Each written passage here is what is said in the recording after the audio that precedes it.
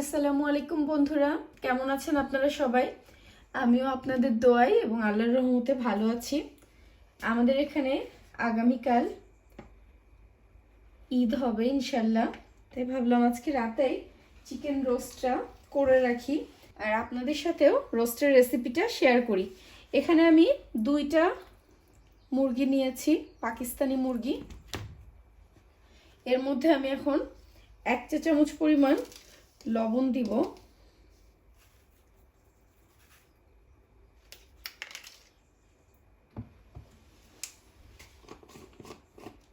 আর দিয়ে দিব 2 চা চামচ পরিমাণ মরিচের গুঁড়া।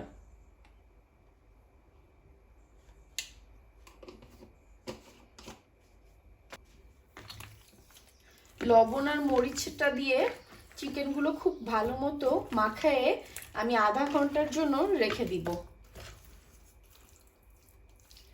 আমি আপনাদের আজকে রোস্টটা দেখাবো খুব একদম ঘরে থাকা সাধারণ মশলা দিয়ে কিভাবে খুব সহজে মজার রোস্ট রান্না করতে পারবেন, সেই রেসিপিটাই আমি আজকে আপনাদের সাথে শেয়ার করব।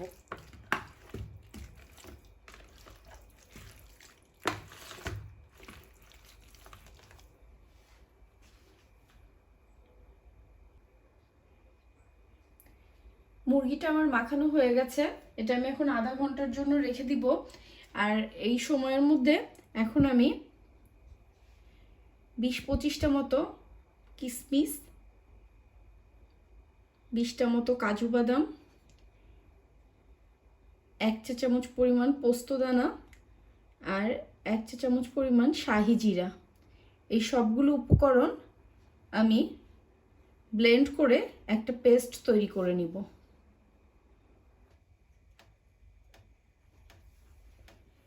আমার আধা ঘন্টা হয়ে গেছে মুরগিটা লবণ আর শুকনো মরিচ দিয়ে মাখায় রাখা। এখন আমি মুরগির টুকরাগুলোকে হালকা লাল লাল করে ভেজে নিব। এজন্য আমি প্রথমেই 1/4 কাপ পরিমাণ তেল দিয়ে দিব। তেলটা হালকা গরম হওয়া পর্যন্ত অপেক্ষা করব। আমার তেলটা হালকা গরম হয়ে গেছে, এখন আমি মুরগিগুলো দিয়ে দিব।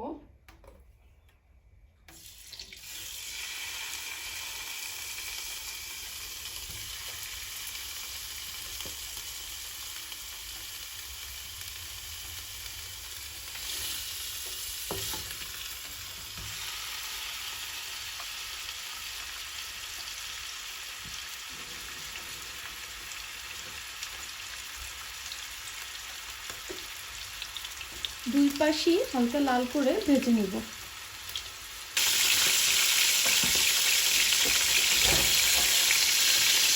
হালকা লাল লাল করে ভাজা হয়ে গেছে, আমি এখন মুরগির পিসগুলো উঠে ফেলবো।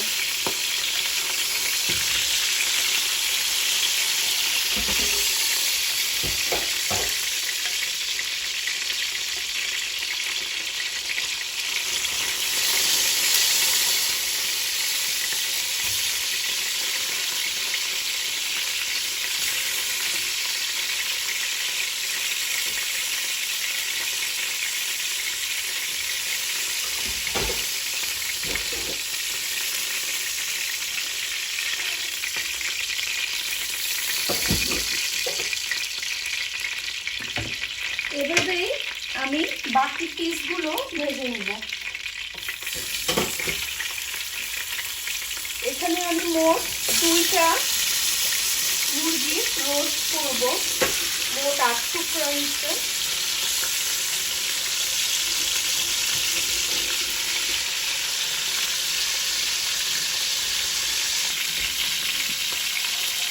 এই পিসগুলো আমার ভাজা হয়ে গেছে, এগুলো আমি উঠায় ফেলবো।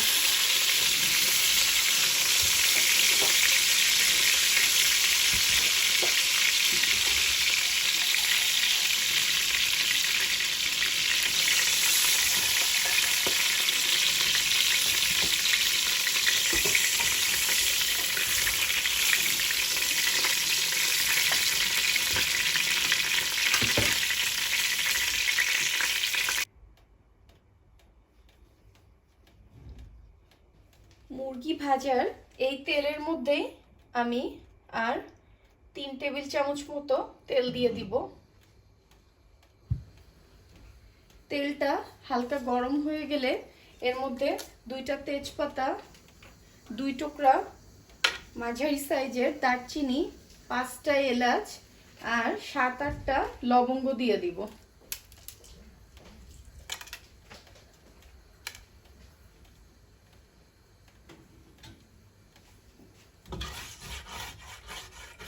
গরম মশলাগুলো 20-30 সেকেন্ড মতো তেলে একটু ভেজে নিব।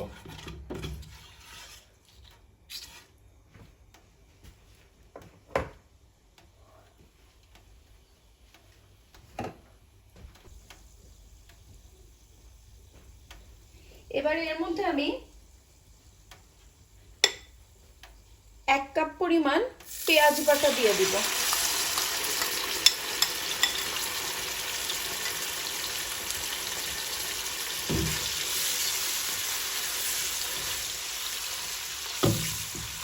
পেঁয়াজ বাটার কালারটা চেঞ্জ না হওয়া পর্যন্ত তেলের সাথে পেঁয়াজ বাটাটা আমি খুব ভালো করে কষায় নিব।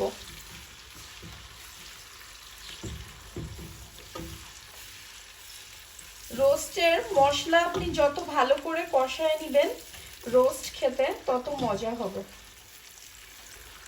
এখন আমি 1-2 মিনিট পেঁয়াজ বাটাটা কষায় নিব।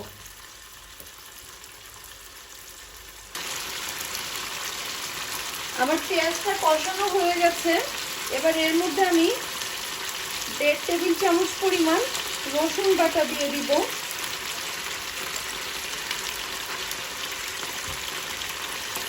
আর দিয়ে দিব 1.5 টেবিল চামচ পরিমাণ আদা বাটা।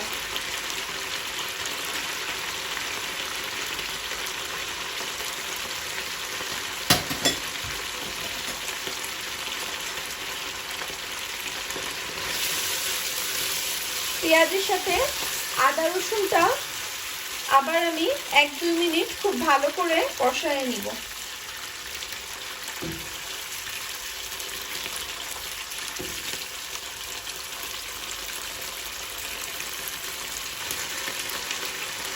পেঁয়াজের সাথে আমার আদা রসুনটা খুব ভালো মতো কষানো হয়ে গেছে। এবার এর মধ্যে আমি কিশমিশ, বাদাম, পোস্তদানা আর শাহি জিরার যে আমি একটা পেস্ট করেছিলাম সেটা দিয়ে দিব।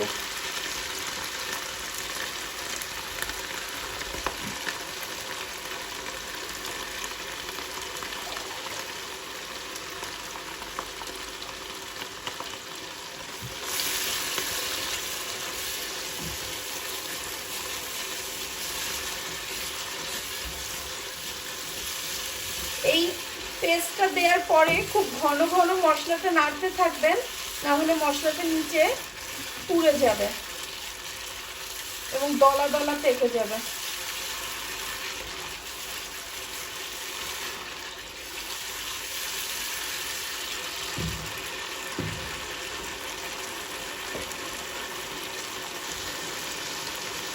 অল্প পানি দিয়ে আমি মশলাটা খুব ভালো করে কষায় নিব 4-5 মিনিট।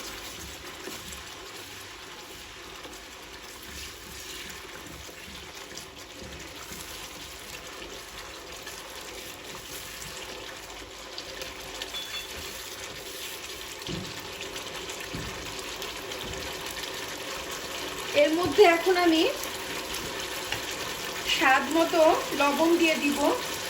প্রথমেই মুরগিতে আমরা একবার লবণ দিয়েছি, এই জন্য এখন লবণটা একটু মেপে দিবেন। তারপর দিয়ে দিব 2.5 চা চামচ পরিমাণ মরিচের গুঁড়া। আপনারা যদি একটু মিষ্টি মিষ্টি রোস্ট খেতে চান তাহলে মরিচের গুঁড়াটা দেওয়ার প্রয়োজন নেই, আর যদি একটু ঝাল ঝাল খেতে চান তাহলে দিবেন। তারপরে দিয়ে দিব 1.5 চা চামচ পরিমাণ ধনিয়ার গুঁড়া আর 2 চা চামচ পরিমাণ জিরার গুঁড়া।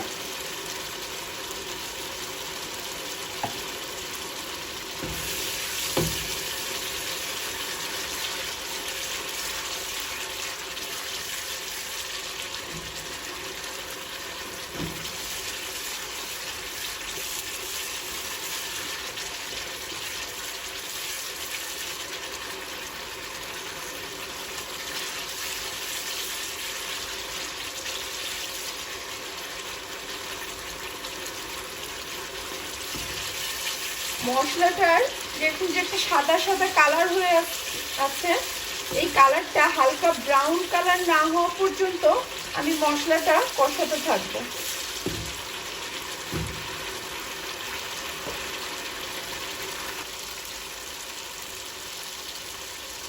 এবার এর মধ্যে আমি 4 টেবিল চামচ পরিমাণ টক দই খুব ভালো করে ফাটিয়ে দিয়ে দিব।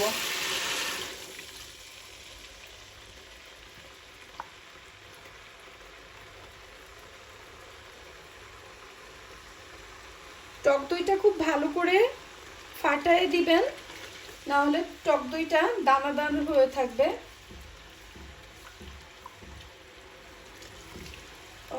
রোস্টের গ্রেভিটা দানা দানা টক দই হয়ে থাকলে খেতে ভালো লাগবে না। টক দইটা দেওয়ার পরে আমি আরো 5-6 মিনিট মশলাটা কষায় নিব।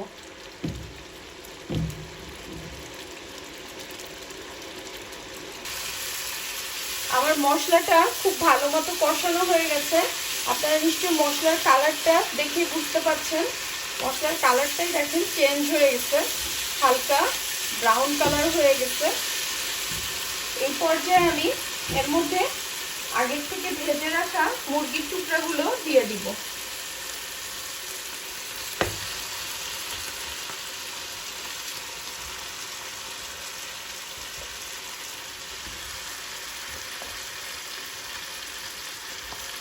রোস্ট আসলে একটা ছড়ানো কড়াইয়ের মধ্যে করলে সবচেয়ে ভালো হয়, কিন্তু আমার কাছে বড় কড়াই নেই, তাই আমি এই ক্যাসরোলে করছি। এই সময়গুলোতে আমি আমার দেশের সংসারটাকে খুব মিস করি।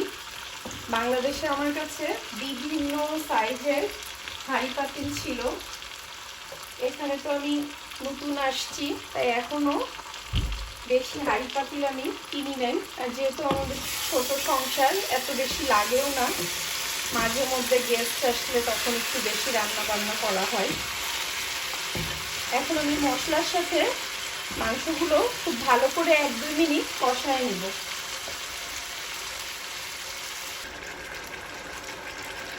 এর মধ্যে এখন আমি 1.5 কাপ পরিমাণ গরম পানি দিয়ে দিব।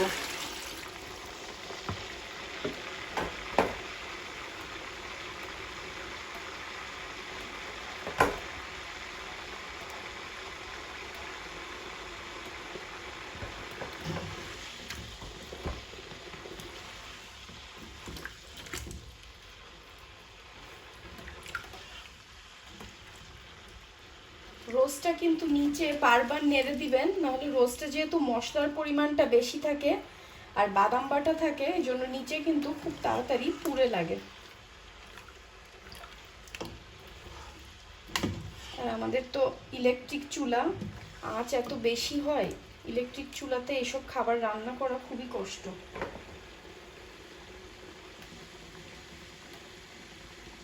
এখন আমি ঢাকনা দিয়ে 15-20 মিনিট রোস্টটা রান্না করে দিব, আর একটু পর পর নেড়ে দিব।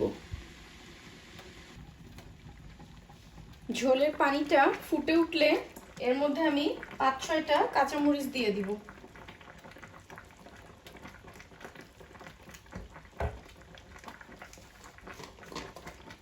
আর দিয়ে দিব 1 চা চামচ পরিমাণ গরম মশলার গুঁড়া,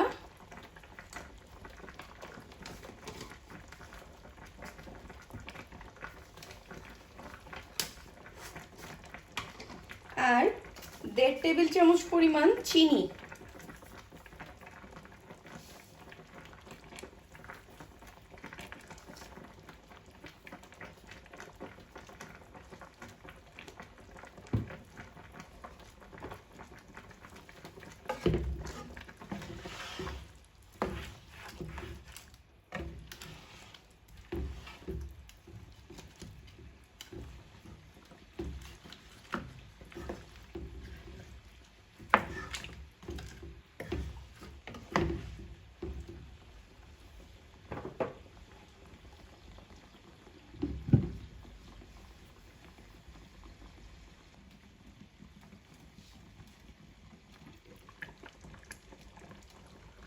রোস্টের ঝোলের পানিটা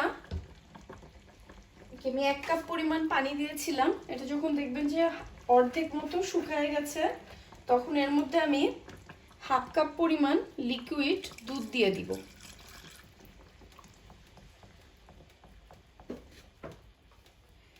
আপনারা লিকুইড না দুধ যদি না দিতে চান, তা আপনারা যে গুঁড়া দুধও 1/2 কাপ পানি দিয়ে 9-10 চামচ মতো গুঁড়া দুধ পানি দিয়ে গুলায়ে দিয়ে দিতে পারেন।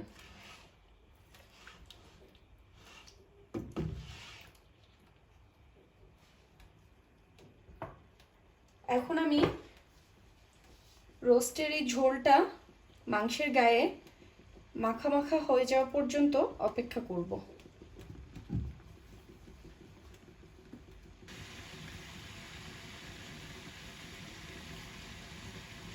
আমার রোস্ট রান্নাটা প্রায় শেষ। ঝোলটা অনেকটাই শুকিয়ে গেছে, আর 5-10 মিনিট রান্না করলেই আমার রোস্টটা হয়ে যাবে।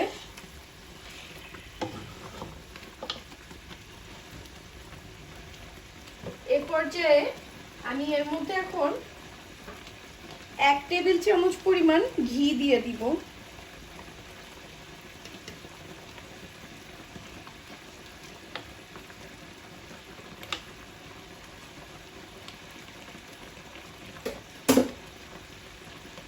আর দিয়ে দিব 1/2 কাপ পরিমাণ বেরেস্তা।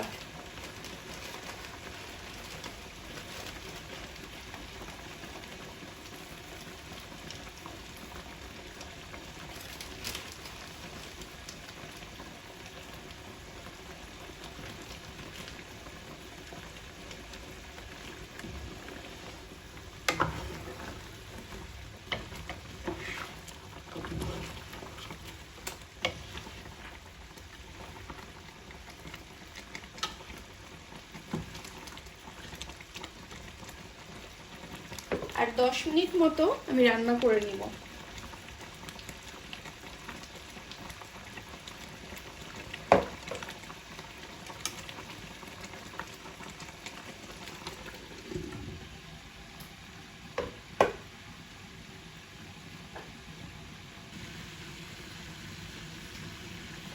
আমার রান্নাটা শেষ।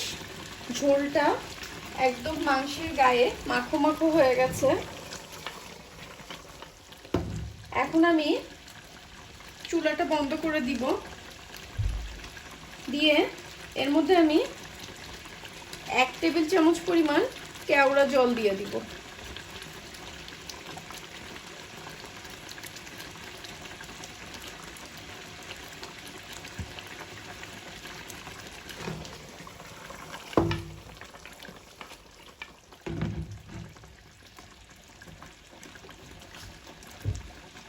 ঢাকনা দিয়ে 5 মিনিট কেওড়া জল দেওয়ার পরে আমি একটু দমে রেখে দিব রোস্টটা।